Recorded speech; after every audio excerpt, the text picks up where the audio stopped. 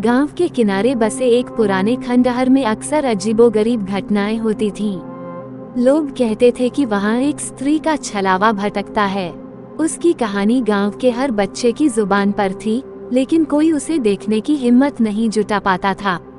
कहते हैं कई साल पहले एक जवान स्त्री, जिसका नाम राधा था, इस गांव में रहती थी।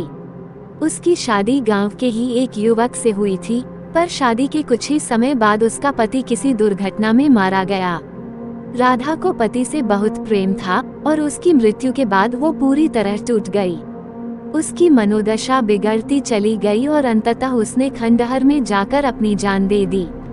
उसके बाद से ही लोग कहते हैं कि उसकी आत्मा वहीं बस गई है।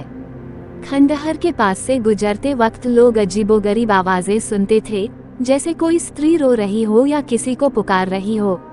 गांव के कुछ युवक, जो इन बातों को महज अफवाह मानते थे, एक दिन रात के समय खंडहर के पास जाने का फैसला किया।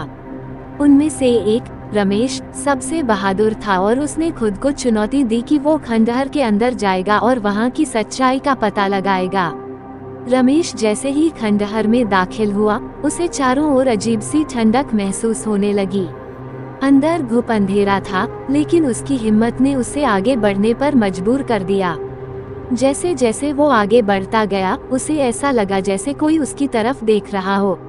अचानक एक कोने से किसी ने उसका नाम पुकारा। रमेश ने उस आवाज की ओर देखा तो उसकी आंखें फटी रह गईं।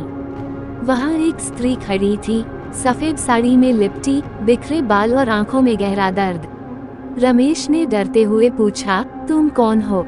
उस स्त्री ने धीरे से कहा, मैं राधा हूँ, जिसे मेरे प्रेम ने छल लिया।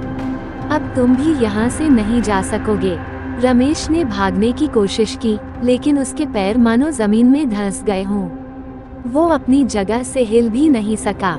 उसकी चीखें खंडहर की दीवारों में गूंजने लगी, पर बाहर किसी को सुनाई नहीं दी।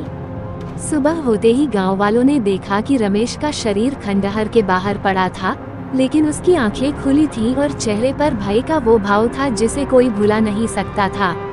उस दिन के बाद गांव में किसी ने भी उस खंडहर के पास जाने की हिम्मत नहीं की।